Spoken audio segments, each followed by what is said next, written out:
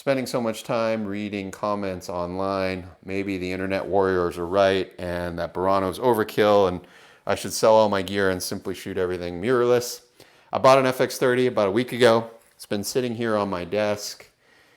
Today's the first day I've been home and had time to tech it out. This is going to go out on a shoot without me packaging it all up. I'm going to send it FedEx ground today. So very simple kit for shooting interviews, sending 85mm Sigma lens, FX30 body. This is the FX3 top handle, which I rarely use. So instead of buying a second audio module with the FX30, I figured I'll just use my 3. I can get by without it while this is out for a shoot. A couple of XLR cables to power a boom mic, which is a cardioid. And then I'm wearing a old school tram mic. I'm curious to see how these two sound into the FX30. The cardioid is going to be the primary mic for interviews, and then the lav is just, I guess, a backup or an alternate option, both hardwired. I don't need to send a tripod. DP that's covering all of this has got sticks and stands. They've got a boom pole, so I'm hoping to get all of this in like a mid-size Pelican camera, lens. And then I've got some additional batteries, dual battery charger, cards, IRND 1.5, the tram case, caps. And I was surprised to see the FX30 only doesn't come with a dedicated charger. They just give you a USB cable to charge batteries in body. So I'm borrowing a card reader, cards, and additional batteries from my FX3 kit. I can get by. This is going to be gone for a couple of months, so I'll just manage without those items, and then I'll just purchase them if I need more batteries or cards before this comes back. I'll do that. So if you're aware, because we've talked directly outside of the vlog about this project, please keep it generic in the comments, what I'm doing, where I'm going. I haven't signed all the contracts yet, but it's a go. And I'm excited to vlog where I can. I don't think I'm going to be able to show any of the on-set behind the scenes, but there'll be a lot of me back in hotel rooms and in like maybe the equipment staging area where I can just kind of talk about managing gear on the road. It's going to be a multi-camera project, different specialty cameras for different applications. And then what happens if you put your knees up one more?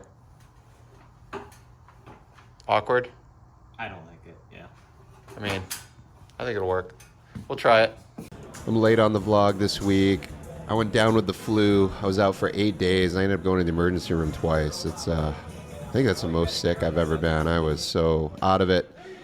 So fight night, 2-hour live stream, and Beck volunteered to operate the Burano handheld. He wanted to just get some time with a big camera, get a little more experience. I cut a piece of plywood to place on top of the ladder, and then we used some foam from a Pelican case for him to try to sit there in comfort, elevated over the cage, and then we ran a SDI paralinks from the camera back to the switcher, and that worked for about an hour, and then the image started intermittently cutting out. I don't know if it was a heat issue or potentially bad cable, but we switched to just a BNC run after that since everything was fixed position. And then we have a second FX30 on the commentators. That goes directly into OBS. It bypasses the switcher so they can do a picture-in-picture for the duration of the webcast. And then a third camera, my FX3, was 180 degrees across the cage from Beck at ground level, shooting through the chain link. But next month, I think we're going to try elevating both cameras from overhead because it's obviously a much cleaner view. Not having the chain link in frame. You can see the paralinks here. It is cutting out. So just switch to through the chain link cam. And I think this is the first time we've had 2 operators for the whole fight night. Definitely better quality coverage. Second water heater replacement in 30 days. It's so weird how things go in themes. Late this summer, we had a bunch of HVACs fail. Actually, I got one of those getting serviced this week as well. Paying someone to do that. You get this hose off? You might have to put 2 wrenches, one on each fitting. There's a second crescent wrench in the plumber bag. Right here. Little guy.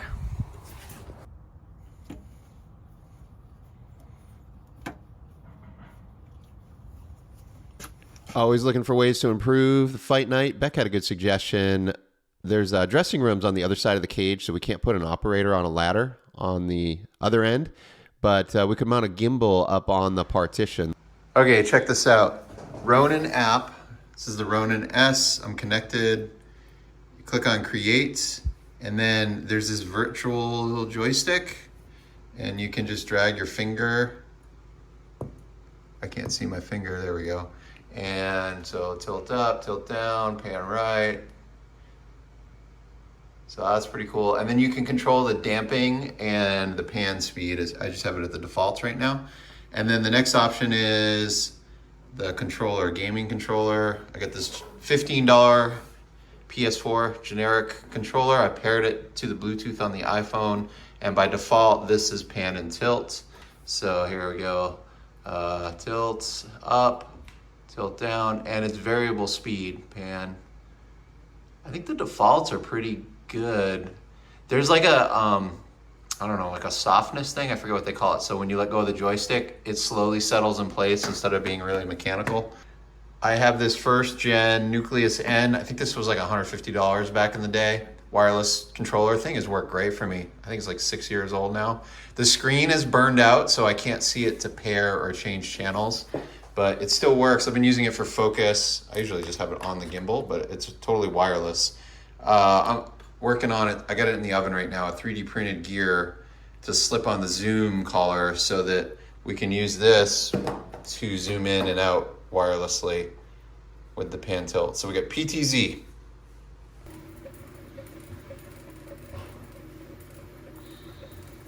So we got tilts, and we got zoom.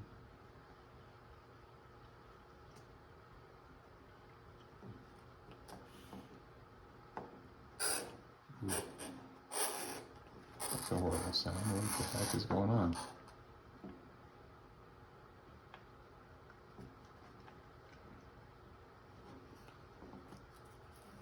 It's just slipping. See it slipping up there? That ring is too big. The thumb screw on my laptop shelf that I use for live shots is stripped. It got over tightened. It's just soft aluminum. So it's M6. So I went up a size to 1/4 I maybe should have gone up 2 sizes, but I bought some new thumb screws.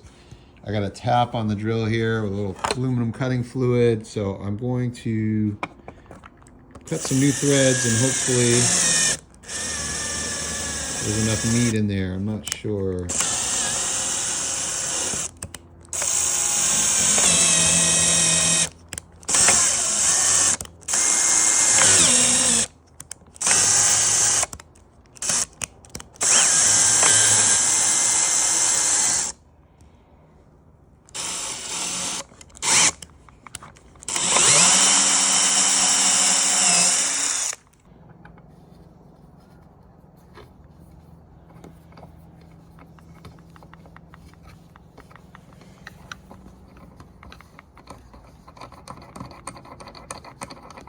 This is a project I worked on last year. We had a social media blackout, so now I can talk about it now that it's live. But we did a live follow Kid Rock from the airport backstage to the dressing room at AT&T Stadium in Arlington. This was for the Kid Rock Rodeo. I believe it aired on CBS.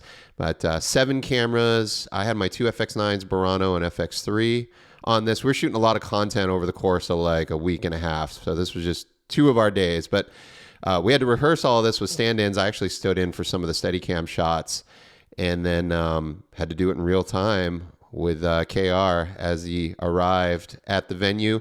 And then our producer had about an hour to edit the open together before the show kickoff. This played in the arena, and I believe it aired as well. You can watch it on YouTube now. Just I'll put a link in the description, or you can obviously type the search in that you see here. Most of the shots are Steadicam on my FX9 with red prime. I think it was a 50 or a 35 mil. Those are those weird rainbow flares indicative of the old school red primes. And then I was just an operator on this one, not the DP. But I was on the Burano with a Canon 30-300. All the cameras were in Super 35 mode with PL zooms and primes, and then we switched over to the truck, and the live telecast, but we also had our 7 cameras covering the concert and the event. And I'm not sure what the purpose of that content is. I'm sure they'll use some of it for promotional purposes for 2025. But overall, neat experience. Had a blast. Really looking forward to the show this year. I'm hopeful they call me back again.